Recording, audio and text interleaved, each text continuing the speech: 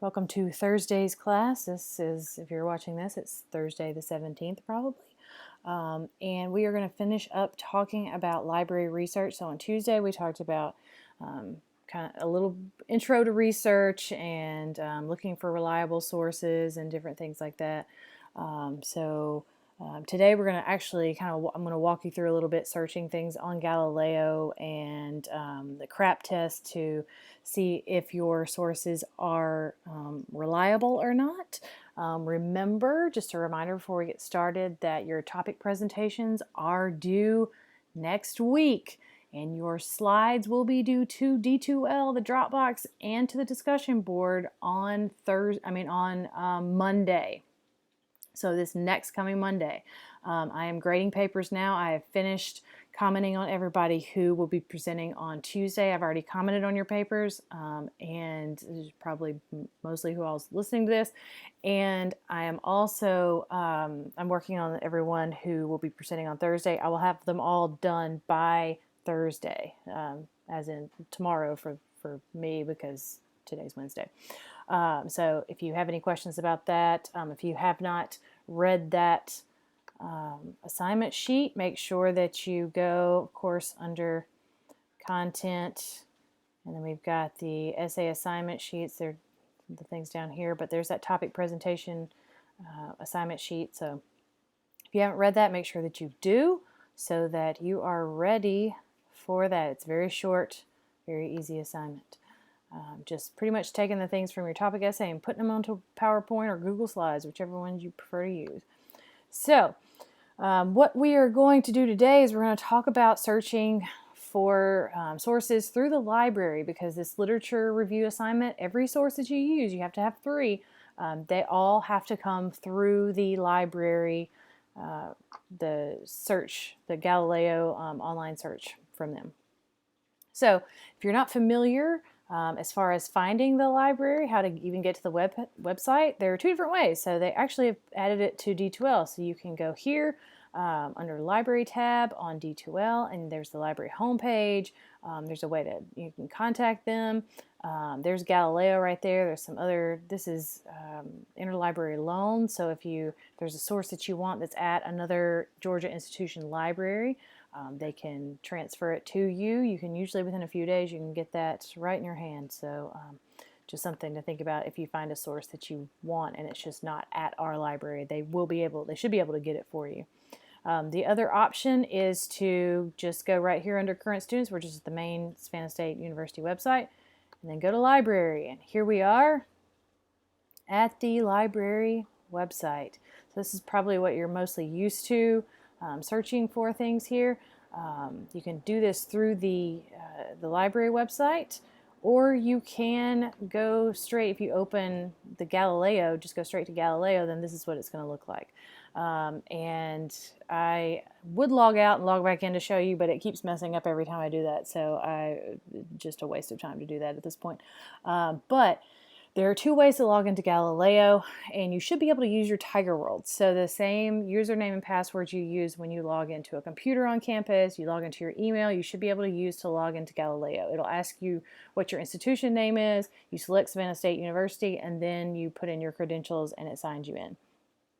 So that's where we are. Once you do that, this is where you come to, and so this is where you start searching. So I used to work for a domestic violence shelter, so I used to write a lot of stuff about domestic violence, and so I just use that as my search term. So here we go. Oh, why does this do this to me every time?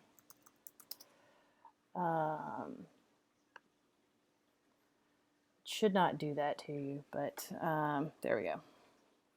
So this is what will come up for you for your search results.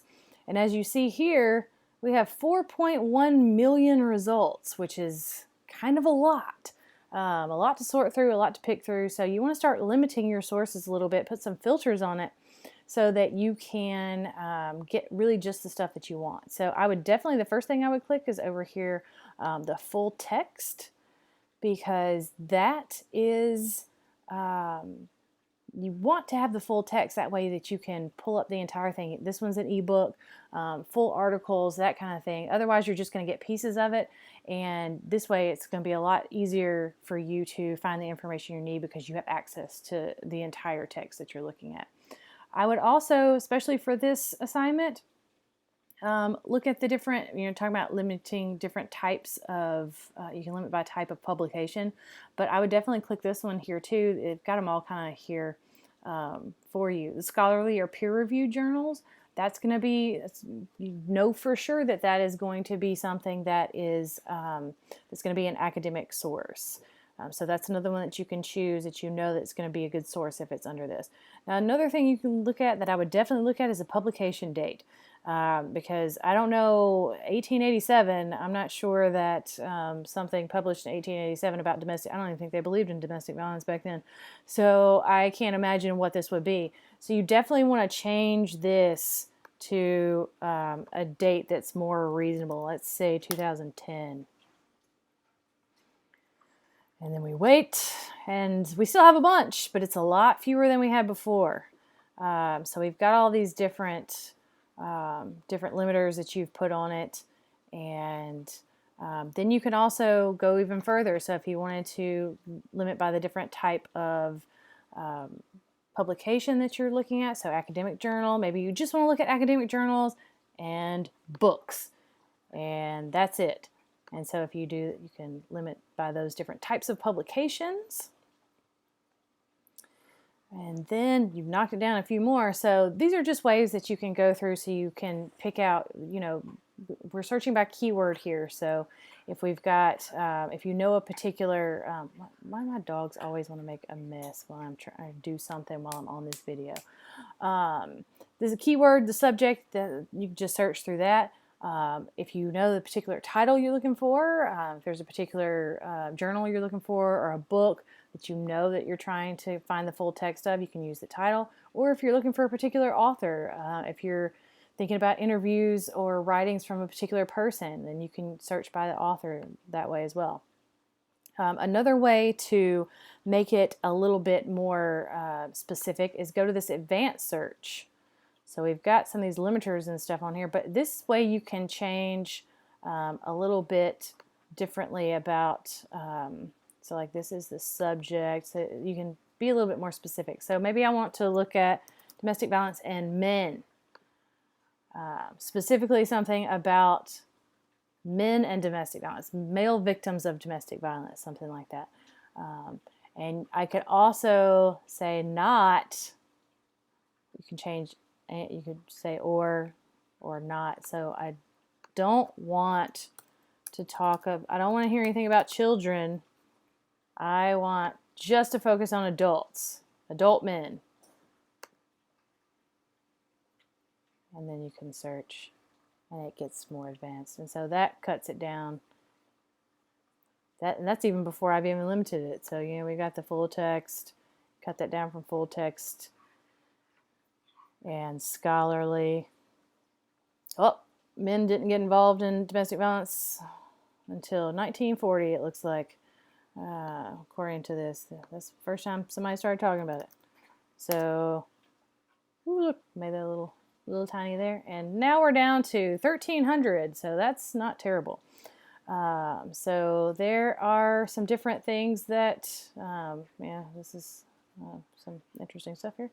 So those are some different things that you can search for. There's different ways that you can search through this. And also, what am I looking for? If you go back to the actual library page there, then you can not only search, this is searching through Galileo and different things like that, but if you go here, this is the catalog. So this is where you're actually looking for physical materials, like physical books, magazines, journals, different things they have in the actual library. So this is a way to, I searched here too before. So this way you can, it acts like like you're sending off crazy information to the FBI or something.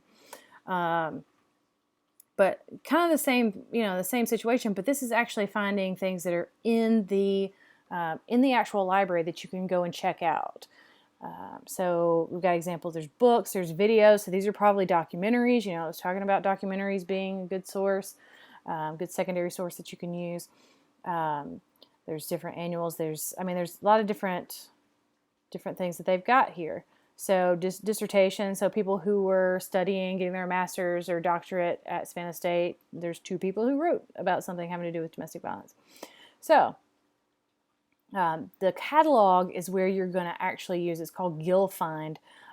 Is where you're going to be able to find what there are things that are actually in the library. Now there's actually, it shows things that are actually available in the library. Those are things that you can actually go pick up and hold in your hand. And they also have full access online. So these things you wouldn't have to go, and with these COVID times, sometimes we are not wanting to pass around books and things like that as much. So finding stuff that's full access online is a little bit safer germ-wise, I suppose. So these things, these are just different ways that you can search. And then you can also limit it the same way, different types of publications and the format, the date range.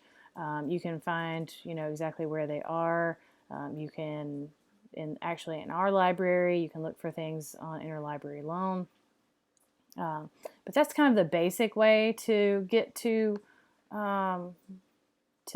find things in the library. If you can't find what you were looking for, they've added this new thing here where you can actually chat with the librarians. I was just talking to them just a little while ago, and there's Ask a Librarian right here.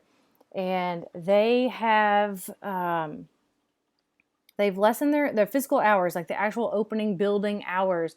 There are fewer of those now just because of COVID. I don't think they're open on the weekends, and they close earlier and open later and that kind of thing. However, they were telling me that they have somebody manning this chat most days all the way till midnight. So if you have a question about something, there's usually somebody that's going to be there. You can save this phone number right here, and you can text them. Or you can actually call them. Those are 2 different numbers, but so you can call them, or you could text them, or you can call or text, the reference desk, or you can chat with them live. So definitely use those options when you're trying to get in touch with the library, or you're trying to find something that's in the library.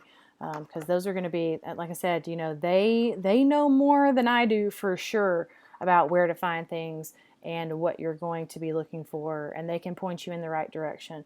So, and they'll help you. They know way more about Galileo than I do. There's actually, I'm going to put it in the news on D2L today, that is a link to a Galileo training that's going to be a little bit more in depth than the one that I did. I'm just kind of giving you an overview, but they will connect you to that so that you can watch that if you need more information.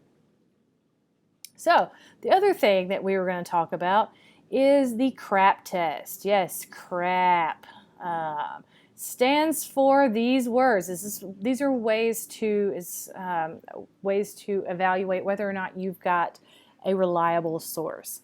So think about these things. Anytime you're looking at any source for your paper, I want you to use this criteria and think of each one of these things before you accept it as a source. So the first thing for C is currency, so the timeliness of this information. Just like I showed you the information about domestic violence, there's stuff from the 1800s. That's probably not going to be information that I'm going to use for my paper because that's not current. That's very old. So think about, when was the information published? When was it posted? Has the information been revised or updated? If it's something that's older and it's been updated more recently, then it might be a good, reliable source. If somebody's gone back and actually updated that information. Does your topic require current information, or will older sources work as well? So think about, sometimes you may be telling the history of something, of a movement, of things that happened in the past, that kind of thing. And you might want to use a news story from a long time ago, just to talk about, this is how people talked about it and wrote about it back in these times. But now, things have changed. So you can think about it that way. Are the links functional? If the links don't work on a website, then that information is probably not up to date. Those links have expired. Those links have gone away because that information doesn't exist anymore. So think about that. This is the If you got the little square next to it, it means it indicates criteria for the web. So the R stands for relevance. So the importance of the information for your needs. How is it relevant to your topic and to your thesis? So does the information relate to your topic or answer your question? Think about your research question. Does the information in this answer that question? My dog is chewing on a very squeaky bone right now. Who is the intended audience? Who was it written for? Was it written for college students? Was it written for toddlers? Was it written for, was it written for professors? Who was it written for? So think about who you're writing for and who their information is for. Is that going to match up for you? Is the information at an appropriate level? In other words, not too elementary, not too advanced. You don't want to try and get something that's crazy advanced. And I know I've tried to read scientific papers before for things, and I just get completely lost from it. So if it's something you're going to spend most of your time trying to figure out what it's saying, then you may want to pass on that and find something that's a little bit easier to understand. Have you looked at a variety of sources before determining this is the one that you will use? So you may don't pick the first thing that you think of, like the first thing that you find. Look at different sources, and if you're not for sure about it, then look for other sources that maybe are going to be a better fit. Would you be comfortable citing this source in your research paper? So would you feel like this is actually helping you, this is helping expand on your thesis and to further the point of your paper? Do you feel comfortable with that? So that's relevance. First A, there's two A's, so it's not like straight up crap, it's CRAAP. The first A is authority, so the source of the information. In other words, who wrote it? How dare they? Do they have the authority to write that? Who's the writer? Who's the publisher? Who's the source? Who's the sponsor of it? Sponsor is sometimes the people who pay the other people to write it. So, we were talking about in class this week, the example from the book was talking about low-carb diets. And if the Atkins company sponsors the information, then there's a bias there. That they know a lot about low-carb diets because they invented one. But they're sponsoring it, which means that may be biased based on trying to get people to buy their products and things like that. What are the author's credentials or organizational affiliations? So in other words, who is this author? Do they have a degree? Have they studied a lot in this field? Like all these different things. Think about who they are and what they know and what they've studied. And what organizations are they affiliated with? You're thinking about especially like political organizations and things like that. Is there something having to do, with their particular affiliations that is telling them that's affecting what they're saying? Is the author qualified to write on the topic? So you could say, I am qualified to write on domestic violence just because I've studied it for a long time. I taught about it, that kind of thing. Would I be qualified to write about marine biology? No. I have been to SeaWorld, but that's about the extent of it. I don't know that much about marine biology. So just because someone does write about it and kind of studies it, are they qualified to write about that topic? Think about that. Is there a contact information such as a publisher or email address? And that's always something interesting that you can do is if you find an article that you find interesting and you want more information, a lot of times there's going to be, there might be a publisher email address contact or an author contact where you can directly email that writer and say, I am writing a paper about this. I found your article. I have a few more questions. They can give you more information. They may be willing to talk to you, or you may even be able to interview them, even just over email, and get more information from an expert just based on the article that you find. So make sure that you think about those contacts when you've got that. But if there's no publisher and there's no publisher information, no email address, no phone numbers, nothing like that you can contact back to who wrote it and who published it, then that may not be a good source, a reliable source.